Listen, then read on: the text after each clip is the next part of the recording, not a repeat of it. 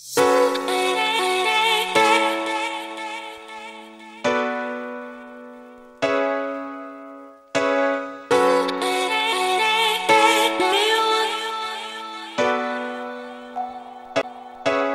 vous voulez faire une petite escapade dans une ville européenne à petit budget et pour un petit week-end prolongé, vous êtes bien tombé, so keep watching.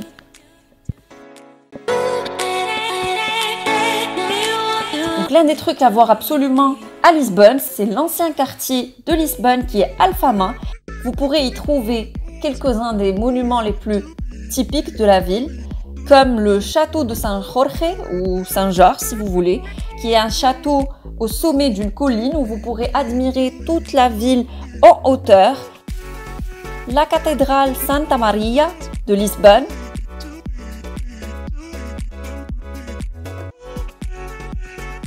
La Praça de Comércio, qui est une place publique au bord du fleuve, avec café en plein air et boutique où vous pourrez vous balader.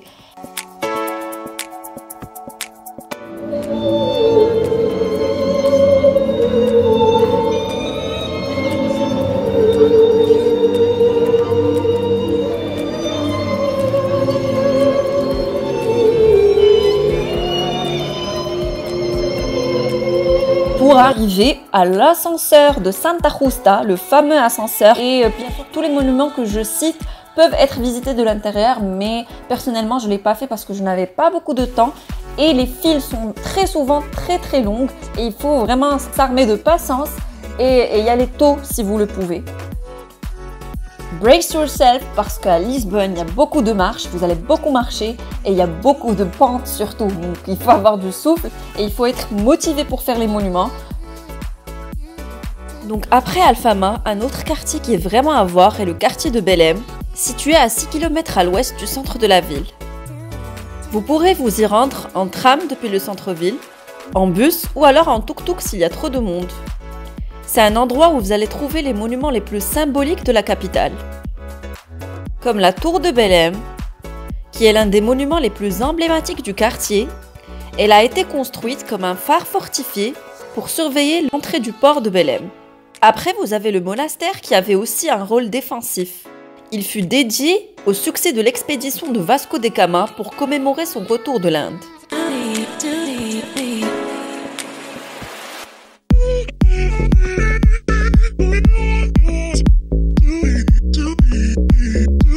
Ensuite, vous avez le Padrao dos Descobrimentos, qui est le monument aux découvertes. Il a été construit en hommage aux Portugais qui ont exploré le monde.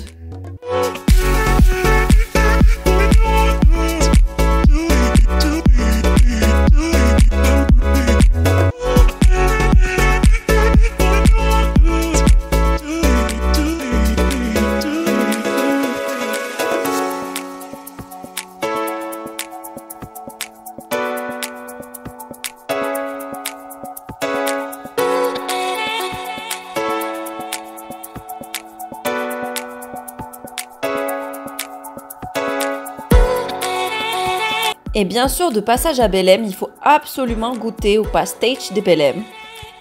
Elle rappelle le goût de l'ancienne confiserie portugaise et en garde la recette secrète. Alors, pastéis de nata est une pâtisserie typique de la cuisine portugaise. Un vrai délice, vraiment à goûter.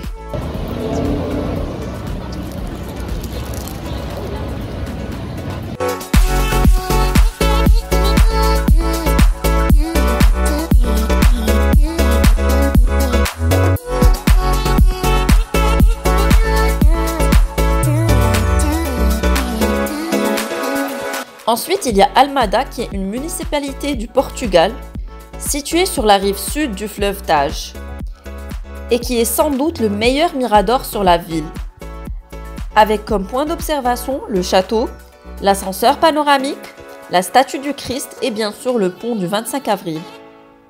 Vous pourrez vous y balader en longeant les quais pour profiter du coucher du soleil avec une vue exceptionnelle sur toute la ville.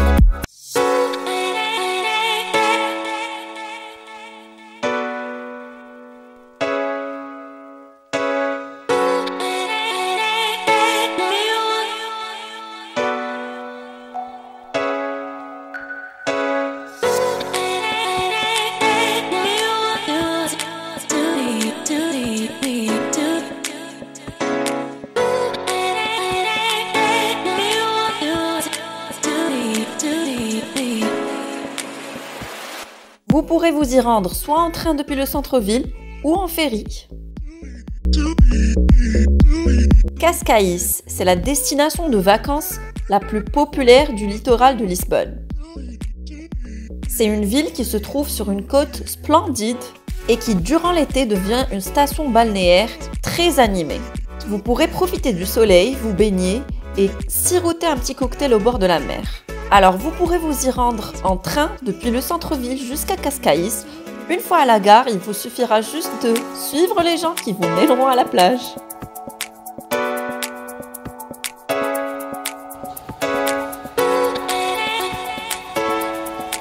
Sintra est une station balnéaire portugaise située dans les montagnes de Sintra, près de la capitale de Lisbonne.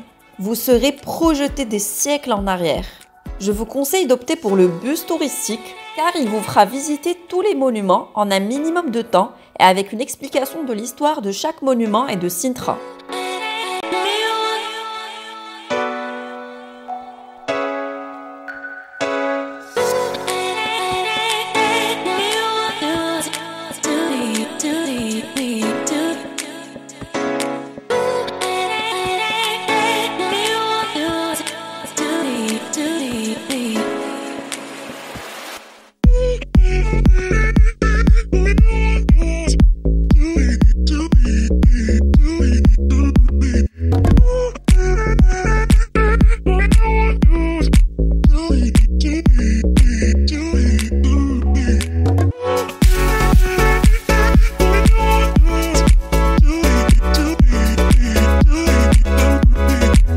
L'X Factory est un complexe historique industriel entièrement installé dans une ancienne usine. C'est un lieu au pied du pont, très agréable, où vous pourrez vous restaurer et découvrir des objets tendance et artistiques, tout dans un look industriel avec un rooftop à la vue imprenable sur le pont et l'ensemble de la ville.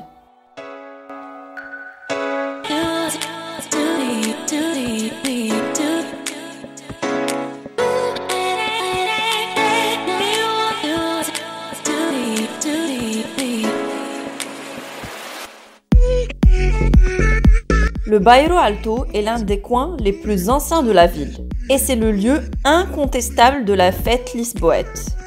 Les rues sont remplies de jeunes, on y dîne bruyamment, on écoute du fado qui est le chant typique du Portugal et on fait la fête.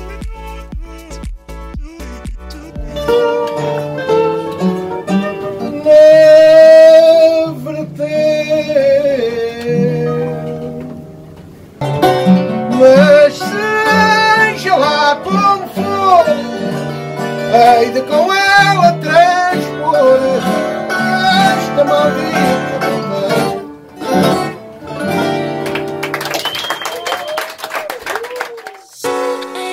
Lisbonne est une ville à différentes facettes. Une ville de fête, une ville d'art, une ville d'histoire. Une ville très charmante. Et j'espère que cette vidéo vous aura plu et à très bientôt pour une nouvelle vidéo.